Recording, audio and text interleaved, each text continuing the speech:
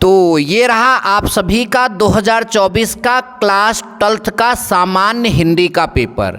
लगभग जितनी तैयारी आपने हमारे चैनल से किया था वो सारे क्वेश्चन इस मतलब की पेपर में फंसते हुए नज़र आ रहे हैं। तो चलिए इस मतलब की पेपर का हम पूरा सल्यूशन आप सभी को बताते हैं। यदि कहीं पर जल्दबाजी में कोई त्रुटि हो जाए तो आप जो है उसको अपने किताब से देखकर सही कर लीजिएगा, ठीक है। पूरा कोशिश किया जाएगा कि सारे प्रश्नों का सही और सटीक आंसर दिया जाए। तो चलो बच्चों वीडियो की शुरुआत करते हैं, लेकिन उससे पहले अंग्रेजी और बायोलॉजी की बेहतर तैयारी के लिए आप हमारे चैनल को सब्सक्राइब कर लीजिए और चैनल पर वीडियो पड़ चुकी है उनको जाकर जल्दी से देखना स्टार्ट कर दीजिए। तो चलिए वीडियो की शुरुआत करते हैं। बच्चों पहला क्वेश्चन जो हम लोगों का है यहाँ पर वो क्या है, माधुरी पत्रिका किस युग में प्रकाशित हुई। तो माधुरी पत्रिका जो है किस युग में प्रकाशित हुई। हालांकि इस बच्चे ने जो है भारतेंदु युग पर टिक लगाया है, तो भारतेंदु युग का तो नहीं होगा। भारतेंदु युग की पत्र पत्रिकाएं आप सभी को पता होगा, आनंद कादम्बिनी और जो है बद्रीनाथ चौधरी प्रेमघन की रचना थी, ब्राह्मण पत्रिका, हिंदी प्रतीप। तो ये जो है इस युग का तो नहीं लग रहा है, आप सभी को मालूम होना चाहिए। यहाँ पर जो है माधुरी पत्रिका द्विवेदी युग का होगा। किसका? द्विवेदी युग का। अगला बताओ, ये क्वेश्चन हमने जब आपको मतलब कि अपना नोट्स दिया था उसमें बार बार आ रहा था, शेखर एक जीवनी के लेखक कौन है? अज्ञेय। तो इस यहाँ प्रेमचंद पर टिक मारा गया, यहाँ इस पर टिक मारा गया, तो सही क्या होगा? अज्ञेय की रचना है। सच्चिदानंद हीरानंद जिनका पूरा वैसे बड़ा सा नाम है, तो अज्ञेय की रचना है। कफन जो है किस विधा की रचना है? कफन की अगर बात करें तो मुंशी प्रेमचंद की क्या है? ये कहानी है। कफन मुंशी, देखिए गोदान की बात होती तो उपन्यास हो जाता, ठीक। कफन यहाँ पर है तो ये कफन क्या है? कहानी है, ये ध्यान दीजिएगा। नंबर नेक्स्ट, मैला आंचल। मैला आंचल उपन्यास है। कैसा उपन्यास है? आंचलिक, ऐतिहासिक, मनोवैज्ञानिक, धार्मिक। तो मैला आंचल जो है वो एक आंचलिक उपन्यास है। कैसा है? आंचलिक उपन्यास। जिस बच्चे ने जो लगाया है वो सही भी है, ठीक। अगला है अंधा युग के रचनाकार। अंधा युग की अगर हम बात करें तो यहाँ धर्मवीर भारती, इसका भी इस बच्चे ने जो है सही टिक मारा है।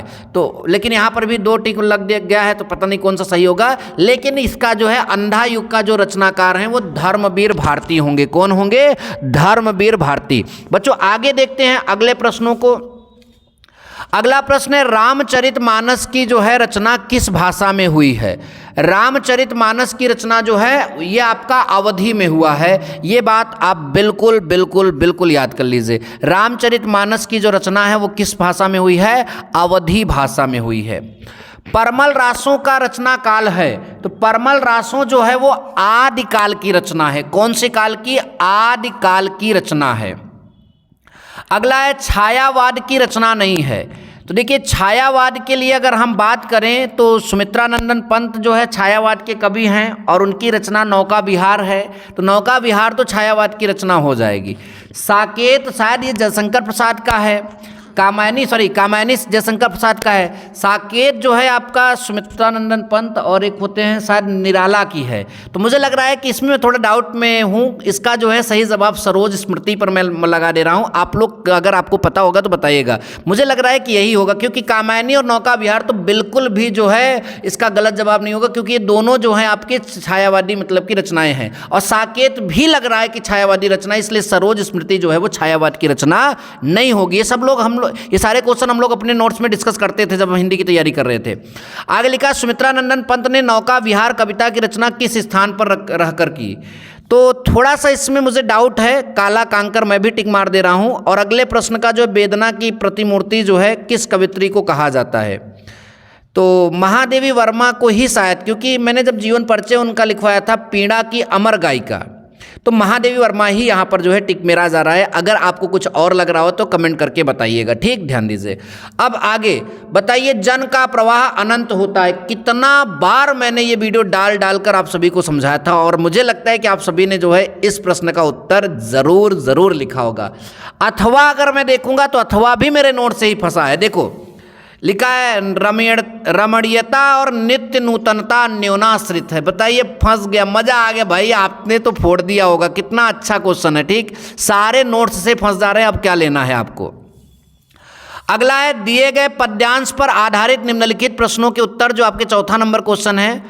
मुझे फूल मत मारो, मैं अबला बाला वियोगिनी। ठीक, तो यहाँ पर जो है इस तरह का एक पद्यांश है और इसको भी आपने पढ़ा होगा, तो इसका भी ज़रूर आपने कर लिया होगा। ठीक, इसके ये यहाँ पर प्रश्न और ये उत्तर आपको देखने को मिल जाएंगे। ठीक, और अथवा में जो है यहाँ पर जो है सावधान मनुष्य, यदि विज्ञान है तलवार तो तू इसे फेंक तजकर जो है मोह। तो इस तरह का यहाँ पर ये दिया गया है। और मुझे इसमें थोड़ा डाउट है, मैं शायद ये मानव युग ऐसे करके कोई जो है पाठ है उसी से लिया गया है। ठीक, तो यहाँ पर जो है इसका आप लिखिएगा।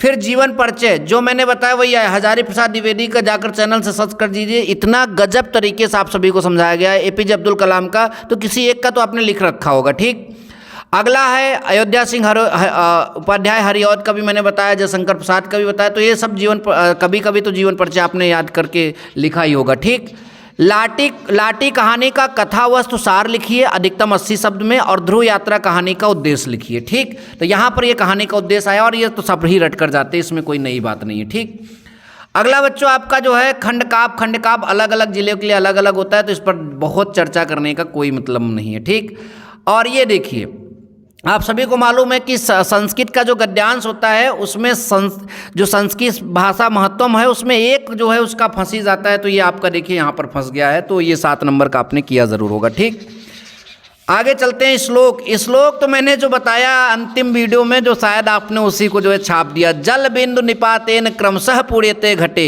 सह हेतु सर्व विद्या नाम धर्मस्य च धनस्य, यानी जिस प्रकार जल की एक एक बूंद से क्रमशः घड़ा भर जाता है, ठीक उसी प्रकार से विद्या धर्म धन उन सभी का जो है यही रहस्य, यानी धीरे धीरे इनका भी संचय होता है।